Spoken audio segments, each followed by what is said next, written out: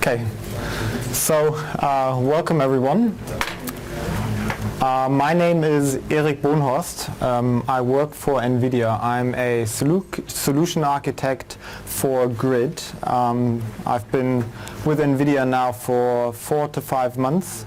Before that I was working for a server vendor focusing on VDI. The presentation today is going to be about the different possibilities of using GPUs in VDI or session hosted environments. We will go through why GPUs are important in VDI environments, or why is it interesting to have a GPU inside of a server for VDI environments. The different ways of how you can use a GPU in a VDI environment. A little bit more in detail or in depth in the vGPU technology that is out there with NVIDIA and Citrix, and then how to optimize to get an actual very, very good user experience. Not so much from a remote protocol standpoint, but how do we normally size the VMs, what tools do we use, what does NVIDIA offer for that purpose. If you have any questions during the presentation, just please feel free to interrupt me. No problem. We have 35 minutes. I think I can make it through that time. Okay, so why GPUs in VDI environments? So let's step one step back and let's look at physical deployments today, FAT clients. And in FAT clients we have applications like Autodesk, SolidWorks, PTC Creo. They just don't run without a GPU. Why would it be different to run those applications in a virtualized environment? It wouldn't. You still require a GPU. But there are other applications that for the type of, well, let's say a power user, not so demanding like a designer, but the applications still require a GPU. But even applications like Office, they do look for acceleration based or from a GPU. So even for Office products, it is nice to have a GPU. The user will have a better user experience. And of course, that will be the same in a virtualized environment. But even, let's look at the, well, let's say knowledge workers. The company I worked for before, we called them task workers. So those people who primarily do browsing, for example.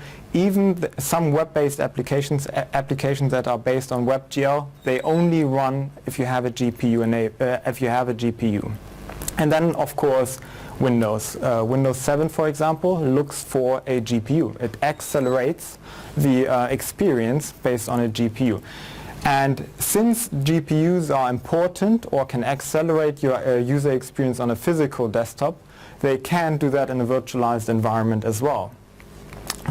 This is probably not new to anybody here, but just want to mention it. So if you have a normal VDI environment, so really a virtual machine for each user, you normally have a software graphics driver from VMware, Microsoft, or Citrix, and everything then is being sent to the CPU. So that means actually you're using CPU cycles for something that normally is done by the GPU. And normally there is a reason why literally all the devices I have with me, and I have 2 phones, a tablet, and a notebook with me, all of them have a dedicated or integrated GPU. In a server, well, there is no GPU normally. So now the CPU, which is not optimized for that purpose, has to do things that it shouldn't be doing, meaning you're wasting CPU cycles, which could be used for additional virtual machines. But not only that, the user experience is degraded because the CPU is not optimized for graphic-intensive applications. So meaning you're limiting your density and you're limiting the performance as well. So in terms of if you want to run a high-end or any application that is looking for GPU acceleration, so for example an application that requires a certain level of DirectX or OpenGL support, maybe this software graphics driver doesn't even support that, the CPU can't do it, the application won't run. Degraded user experience for the end user. So how can that look like? So now here a comparison video. On the right hand side you see a virtual machine that has a GPU attached to it. On the left hand side you see a Citrix XenDekstop VDI session with a soft GPU, and you can see that even though the application is running, the user experience the person is getting is degraded, just because the CPU is not optimized for that purpose. So just imagine somebody in marketing having to take a picture of that bike in order to build a new prospect or anything like that. Well, nobody's going to buy a bike that is missing pieces and parts, right? So you see there is a difference when you have GPUs. Okay. Okay, so let's look at how you can use GPUs in a virtualized environment. First, and the easiest way of doing that is really a technology called GPU pass-through. It has been out there with Citrix Zen Server for a while now, and is available with VMware since last VMworld in Barcelona. What you literally do is you PCI pass through the GPU to the virtual machine. You install the NVIDIA driver inside of the virtual machine. So the benefits of that is this one user that is running on this virtual machine has the entire physical GPU to itself. So he has great performance, and because the NVIDIA driver is running inside of the virtual machine, he gets the full API support in terms of OpenGL or DirectX. So he has great responsiveness, he has full API support. Problem is now, well, you're limited in terms of how many GPU accelerated VMs you can have by the number of GPUs the server can host. So if you take a normal standard 2U rack mount server, maybe 2, 3, 4 is probably the most you can get into that server, so you would be able to have 4 of these virtual machines on your server. So it's expensive, it's very expensive, and the problem or the issue why the adoption was pretty small in comparison to normal VDI.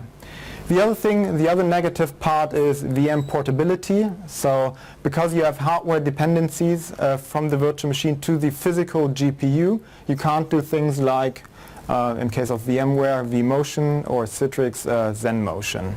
Now it's questionable if that is necessary for these kinds of workloads, because these users typically have the application data centralized somewhere, so they are normally non-persistent VMs.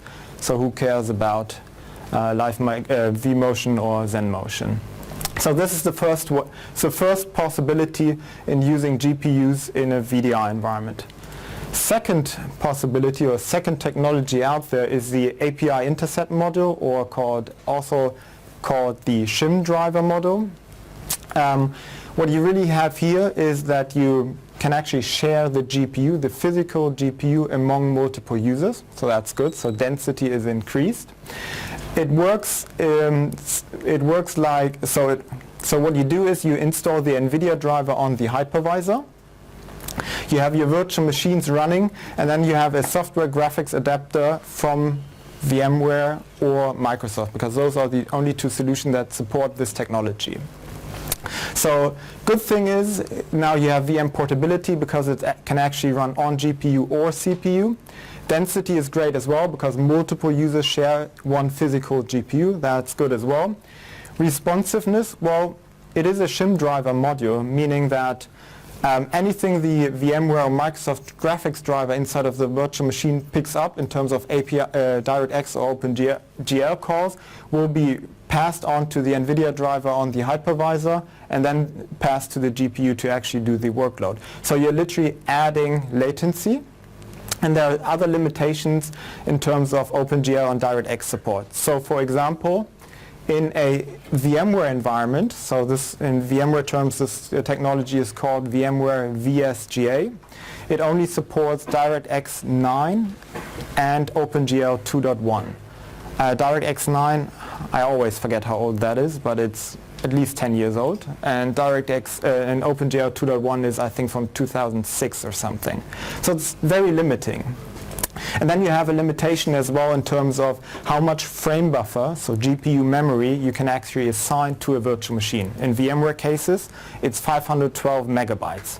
So that's probably not enough to run a high-end CAD application. Microsoft has a little bit more support in terms of DirectX, so DirectX 9, 10, and 11, but only OpenGL version 1.1, which is actually done by the CPU and not the GPU, so you're not offloading to the GPU. Okay, so that's the second technology. And now the third technology, and that's pretty much the best from the two worlds. So what you do is you segment a physical GPU into multiple virtual GPUs. So you have multiple users or multiple VMs sharing a physical GPU. The other part is that you actually have the NVIDIA driver installed inside of the virtual machine. So you get the full API support in terms of DirectX and OpenGL, so that's good. So you have density, you have full API support, and the graphic commands go directly, natively to the GPU. Well, you do have a vGPU manager on the hypervisor, so on Xen server, because this technology is only available today on with the Citrix stack, the full Citrix stacks, meaning Citrix XenDekstop 7.1 or newer with Citrix Xen server. But the virtual GPU manager is just being used to actually to allocate the frame buffer for a certain virtual machine at boot. Once the VM is booted, this actually isn't required anymore. All the graphic commands go natively to the GPU. So you get great performance, great API support, and great density. That's a good thing. Well, what you still don't have is VM portability, so XenMotion in this case doesn't work because the VM is tied to the physical GPU. Does that make sense? Can everybody follow me till here? Okay, so this is the technology that has what the customer wants. That's what customers are interested in, and that's what is hugely deployed at the moment. I think you should stress out that this only works on Xen server. Yes, I did say it, but if I didn't say it clearly enough. So this only works with the entire Citrix stack. So Citrix XenDekstop with Citrix Xen server. Okay, there are some remote protocols that are able to work on Xen server having this technology enabled, but the main focus here is Citrix XenDekstop on Xen server, exactly. Okay. So let's look a little bit in more detail how the technology works. How does vGPU work? So in this example, I have a GPU-enabled server with vGPU, so a grid-enabled server. I have my vGPU down here. I have my hypervisor. I have my virtual GPU manager installed. I have two virtual machines, the yellow one and the red one, and I have my NVIDIA driver installed. So once I boot my virtual machine, each virtual machine gets a fixed amount of frame buffer assigned to that virtual machine. The amount of frame buffer that is assigned to the virtual machine is determined by the vGPU profile that you have chosen for that VM. I will cover the different vGPU profiles in a couple slides from now. But what you need to remember is the frame buffer is fixed. Okay.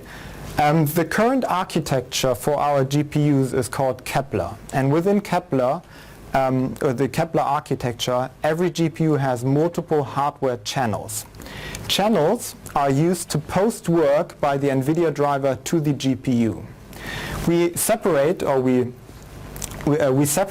different channels for each frame buffer or for each virtual machine.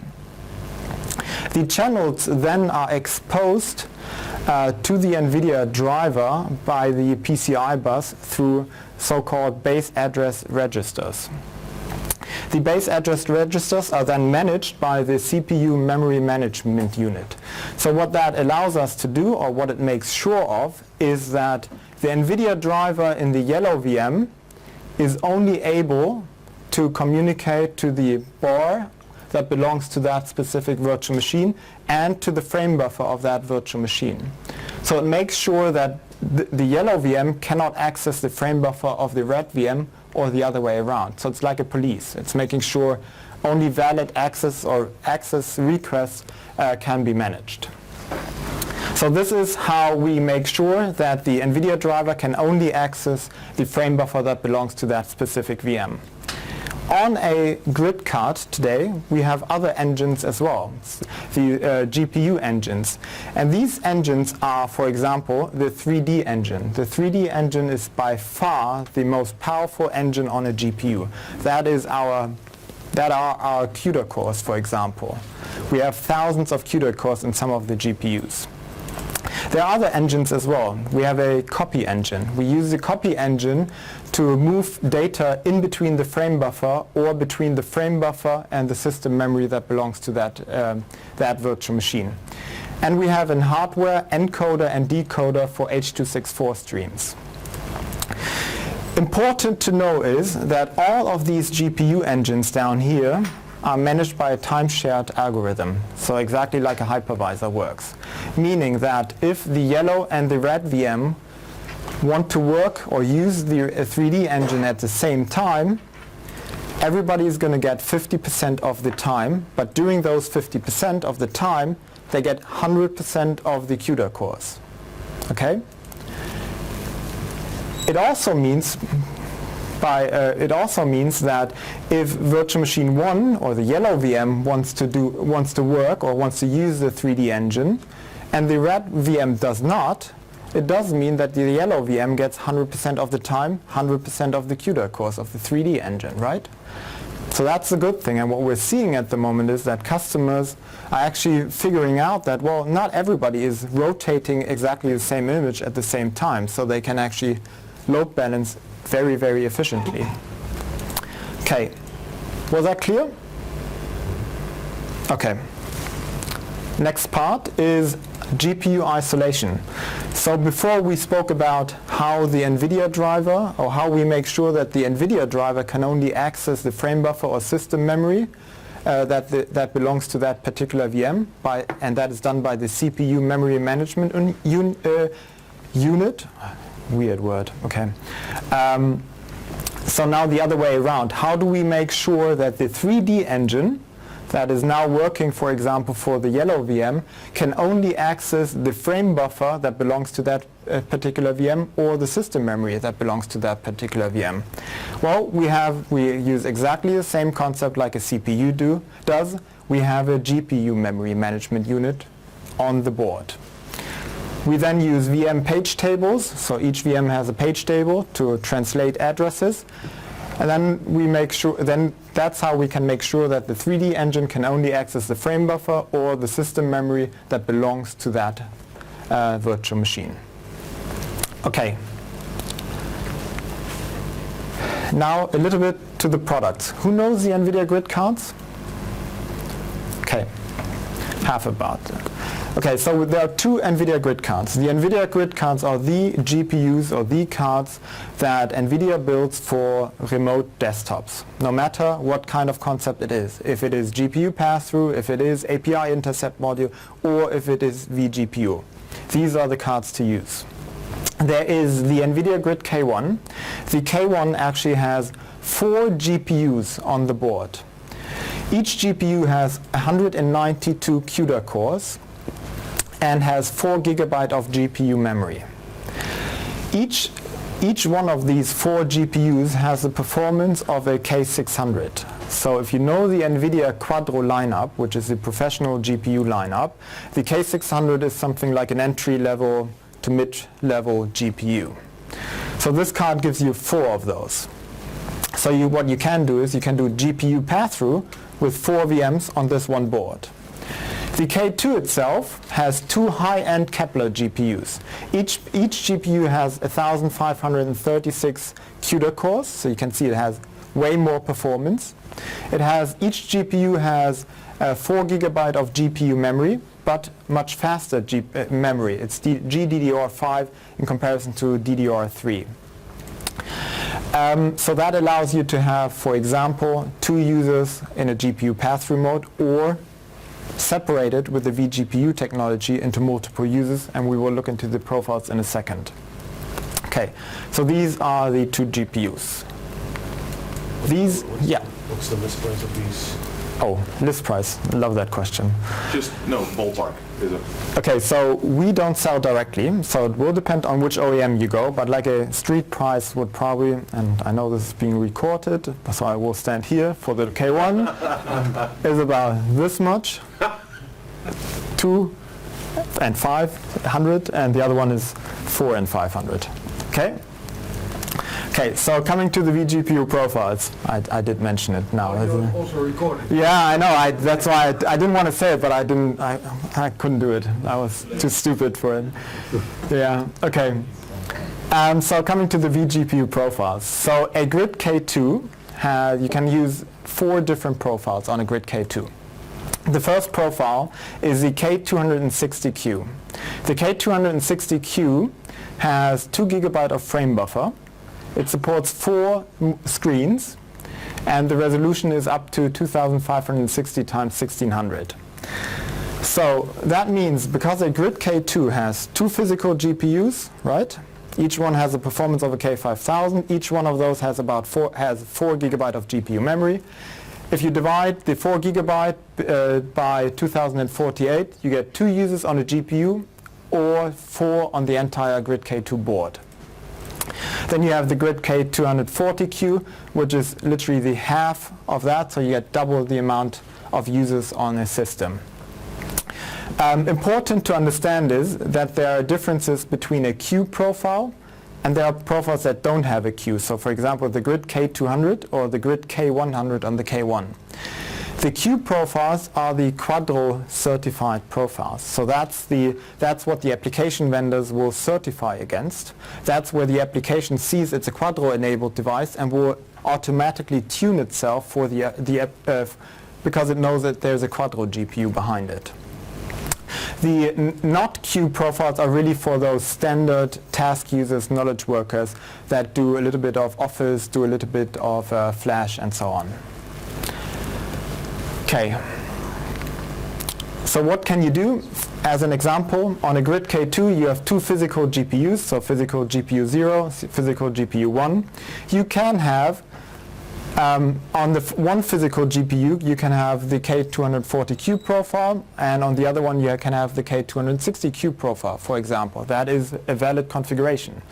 You can also have this kind of a configuration if you want to, but this one wouldn't be valid because you're mixing different vGPU profiles on a physical GPU. That is currently not supported, does not work. There are 2 ways of allocating the virtual GPUs to the physical GPUs. In the same example using the grid K2, per default we have a allocation policy which is called depth first, meaning that it will put all vGPUs of the same kind to one physical GPU first. The other one is it will balance it out. So it will, if you have 2 users with a K260Q profile, it will put the one user on the one physical GPU and the other one on the other physical GPU. So this one could actually be really, really good for performance, right? Because these 2 here would be sharing one 3D rendering engine. Here, everybody has their own rendering engine, as long as nobody else is also on that GPU.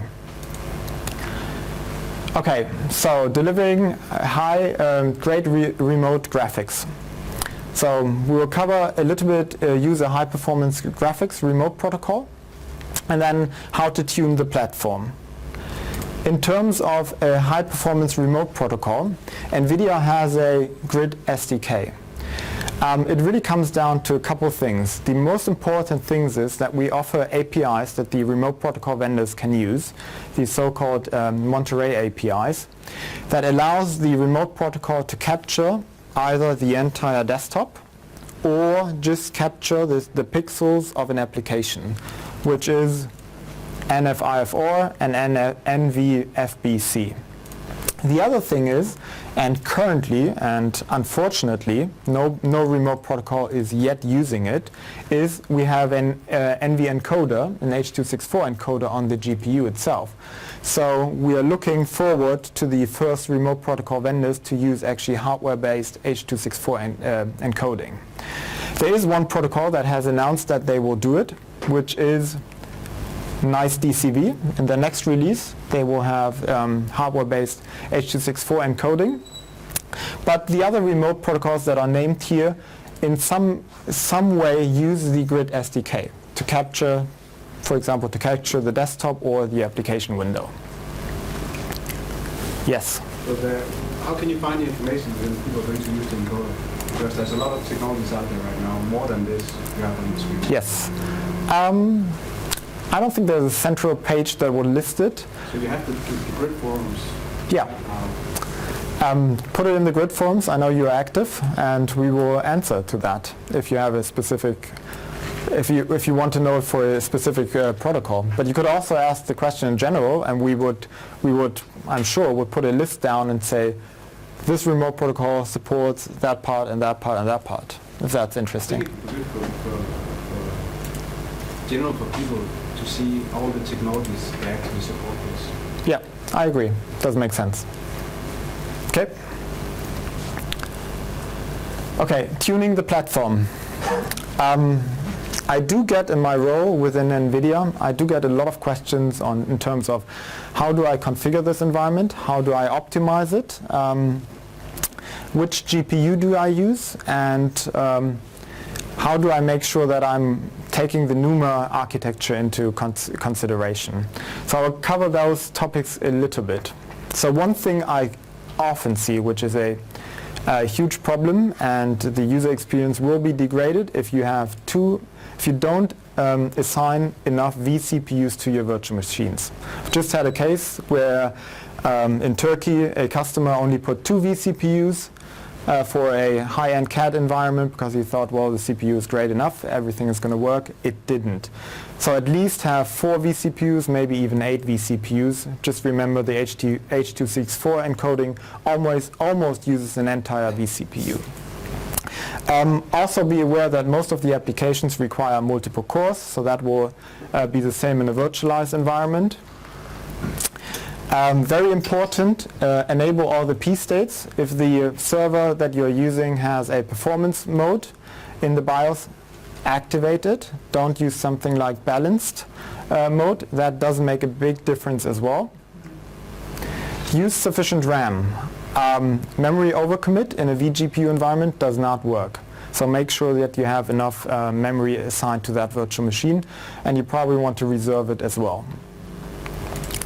Well, in non-persistent environments, the users that are currently running these high-end workloads probably have a workstation today. That workstation is probably equipped with an SSD or any kind of flash-based storage, so make sure that your server has that as well. Or if you go on a SAN, that has the IOPS that you require. Okay, NUMA. I don't think I have to explain what NUMA is, but in the content here, or in the context here, I'm just going to say that memory and GPUs are attached to a CPU, and the CPUs themselves are connected via a CPU interconnect. So what happens if a CPU wants to communicate with the memory on the same socket? Latency is great. Same accounts for the GPU that wants to communicate to the memory attached to that socket. The performance will actually degrade if you have to cross the interconnect, the CPU interconnect. The latency is higher, and of course that counts for the GPU as well. So in these environments, if you want to optimize your vGPU environment, you want to make sure that the entire communication stays on one socket. It does make a difference. We have seen workloads where the difference was only 2, 3, 4, 5%, but we've actually seen workloads where the application was very latency intensive, or latency intensive, where we've seen differences between 25 to 35%. So what do you want to make sure? You want to pin your virtual machine, you want to pin your virtual CPUs to a socket. That is, the commands you can see here. It's probably not new for most of the people in the audience. But once you have done that, you actually made sure that the communication between memory and the virtual machine is good, but you can still actually get a vGPU that is on a different, or that is connected to a socket that is far away, on a remote socket. So what do? You need to make sure that the communication stays on this socket, and you need to understand that XenServer by default will put all GPUs that it can find into one GPU group, no matter what socket it is on.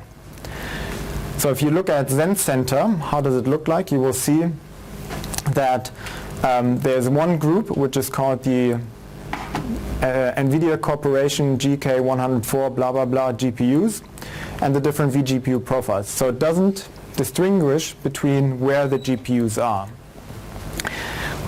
So what do? You create a GPU group based on the socket. So you create a GPU group, a grid K2, in this case a grid K2 socket 0 group and a grid K2 socket 1 group, and you of course attach the appropriate GPUs into that group.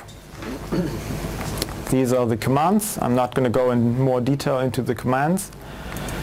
But once you do that and you look into XenCenter, what you actually see is you actually see the groups. So this is the grid K2 socket 0 group, and this is the grid K2 socket 1 group. So once you have a virtual machine that is pinned to socket 0, the vCPUs are pinned to socket 0, you would of course choose a vGPU off of that group to make sure that communication stays totally inside that socket and never has to cross the interconnect, the CPU interconnect. So very important if you want to tune your environment. Okay, in terms of monitoring, NVIDIA SMI, you can use it on XenServer, for example. It does give you information about all the GPUs. So for example, this is the output of a server that has 2 grid K1 cards in the server. That's why you actually see 8 GPUs, because on a grid K1 you have 4 GPUs. What you can see, you can actually see the actual load of that physical GPU. So that's here. You see the frame buffer that is being used, and you see the power usage as well that is being used. Just make sure this is the physical GPU utilization. So what this particular grid K1, if you have a vGPU profile on it that divides that grid K1 into 4 or 8 vGPUs, it will not show 4 or 8 different states here. You will always see the utilization of that physical GPU. The same then counts for if you run any kind of tool inside of your virtual machine, and normally they're somehow based on the NVIDIA SMI APIs. To read the GPU utilization, you will always see the entire physical GPU utilization, not based for that session. Okay, was that clear? Okay, good. And then Citrix has actually done some pretty good work in XenCenter, how you can actually monitor the GPUs as well. There are a lot of counters. Okay, thanks. A lot of counters that that can be helpful in order to determine the utilization. And I actually made it in time. So wrap up. First thing, I did speak about the different technologies that are out there on the market, how you can use a GPU in a VDI environment. And by the way, technologies like GPU pass-through, for example, can be used to give a virtual machine that runs a XenApp or remote desktop session host a GPU as well. So then XenApp can load or can use the GPU. So we spoke about the different technologies. I went into a little bit more detail how the vGPU technology works behind the scenes. A little bit about grid virtual GPU on Citrix XenServer. So what do you do to optimize it? And then a little bit about the remote graphics, which was really the NVIDIA Grid SDK. Are there any questions? Yes, please. You say you works in XenServer. Are there plans to making a good Hyper-V and VXXI? Okay, so the question was vGPU currently only on XenServer. Any plans for other hypervisors? Yeah.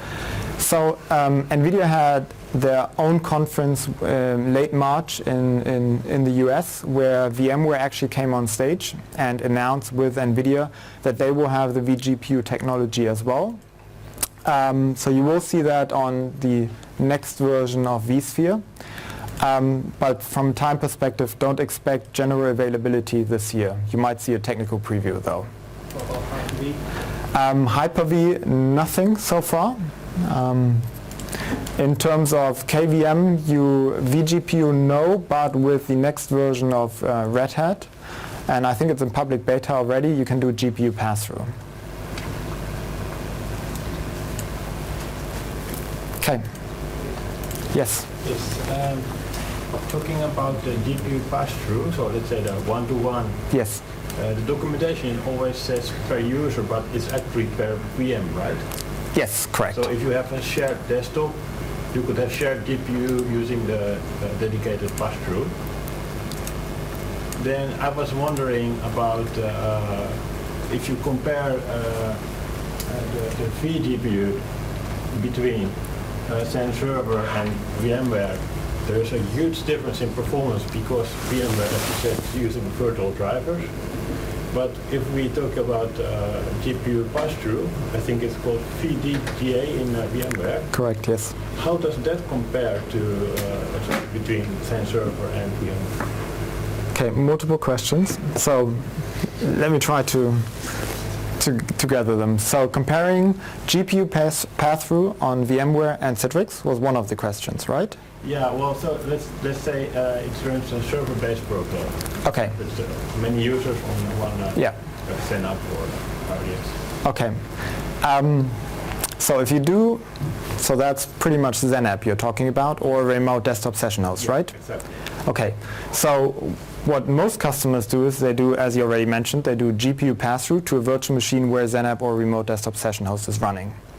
The performance there, because you're doing GPU pass-through, would be pretty much the same on both hypervisors. You wouldn't see a difference. The real driver, right? Exactly, because the entire GPU is dedicated to that one virtual machine, and the NVIDIA driver is running inside of that virtual machine.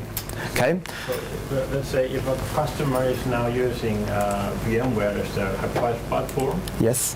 and they want to use 3D CAD applications, you could advise them either to go for vGPU, but then they would need to change to Xen Server, or you could advise them to go for dedicated VDDA using XenApp as a platform. You could do that, or It's like a choice.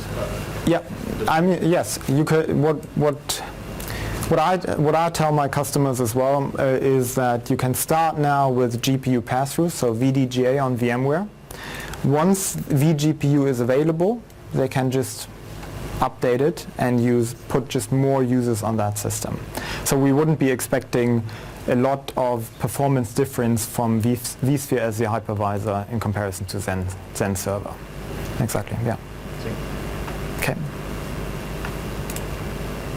Any other question? Well, after this session, there's Thomas Poppegaard presenting as well, who goes a little bit more in detail, I guess, in GPUs, and you can leave all your questions to him. Good. Thank you.